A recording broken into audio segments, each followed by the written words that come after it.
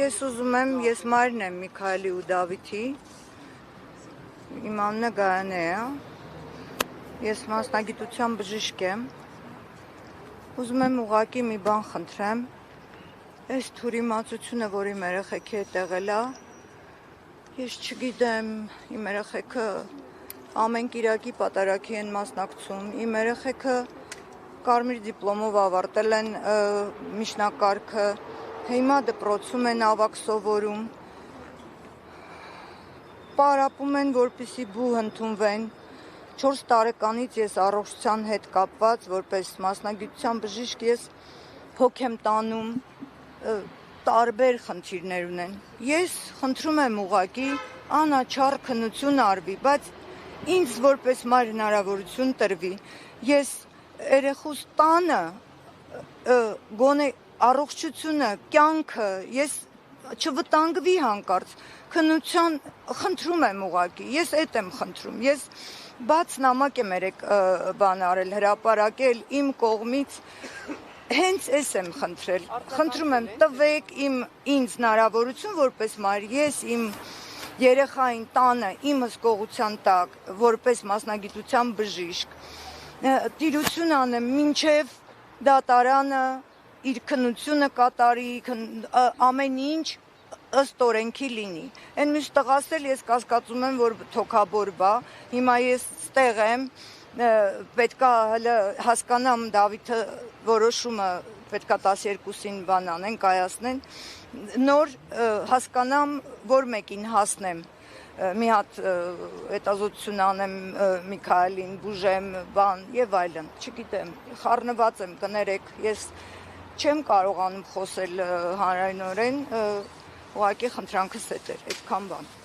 Իսկ ձեզ համար զարմանալի չէ, որ օրինակ այս գործով որևէ դժոխ չկա, բայց օրինակ Դավիթը ձերբակալված է։ Ես չգիտեմ, այդ հարցերը իմ հետ կապված չի, դա իրավաբանական հարցեր եք դուք ինձ տալիս, ես փաստաբաններ ունեմ։ Իմ խնդիրը, իմ երեխեքը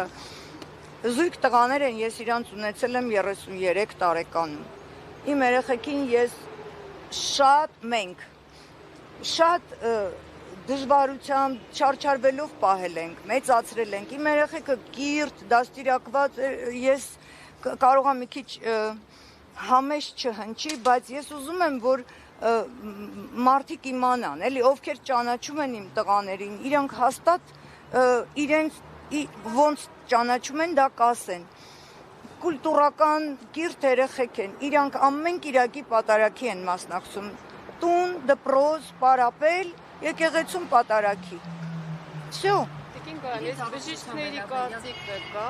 դատարան ներկայացրել եք բժիշկների կարծիքը, որ իրենց առողջական վիճակը անհամատեղելի է։ Մեր փաստաբանները այդ հարցին կպատասխանեն, ես չգիտեմ։ Տիկին Գայան, այս միջոց հարց այսօր տեղեկություն տալու գործերական զարգացում է եղել այս Նարեկ ջան, գործի հետ կապված ոչ մի հարցեր այս պահին որևէ բան չենք ասում էլի, Տիկին Գայանին է երևի թե այսքանը բավարար։ Չգիտեմ, ես Դավիթին այսօր չեմ հասրել, ես պետքա ուզում էի առավոտյան հասնեի գնայի Դավիթին գոնե մի հատ տեսակցության հանձնուկ տայի, հետո վազեի գայի ստեղ,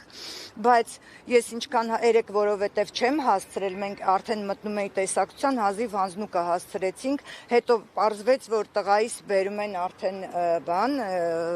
պարուր սևակի, չգիտեմ, այդ քնչական, հա, մի անգամից մենք գնացինք ընդեղ, էլ չտեսա, այսօր էլ չտեսա, վախեցա երեկվա բանը լինի, չհասցնեմ, դրա համար մի անգամից եկա ստեղ։ Տիկին Գայան, իսկ ճանաչելով ձեր որդիների մասնավորապես Դավիթին, ինչպես կբնորոշեք հուզական, պահիտակարված քայլեր, ինչը դրդեց իրան։ Ամենալավը մայրն է, չէ, իր երեխային ճանաչում։ Այդ հրմշտոցի մեջ իմ երեխային կադրերում բոլորը կա, տեսնում եք, որ ինքը ընկնում է, իրան խփում են, ընկնում է, վերակենում, ես դունչը սենց է անում, աղբերը իրան պահում է, օգնում է, հետո այդ հրմշտոցի մեջ բրդում են, բան են անում, երեխա է, կներեք, էլի 18 տարեկան է, դեկտեմբերին է լրացել, բայց իմ երեխան է, ես այդ հրմշտոցի մեջ կարող է ինքը բան է արել, ու ինչ որ չգիտեմ, ես տեղ եմ ուզում կանգնեմ կամ բան, չեմ իմանում, թող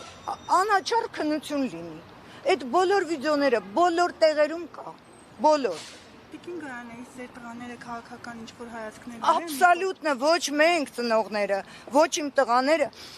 իմ ծնողները եւ այլն սովետական ժամանակվանից հետո։ Մենք ընդհանրապես անկուսակցական ենք, ոչ մի կուսակցության հետ կապ չունենք եւ դա էլ է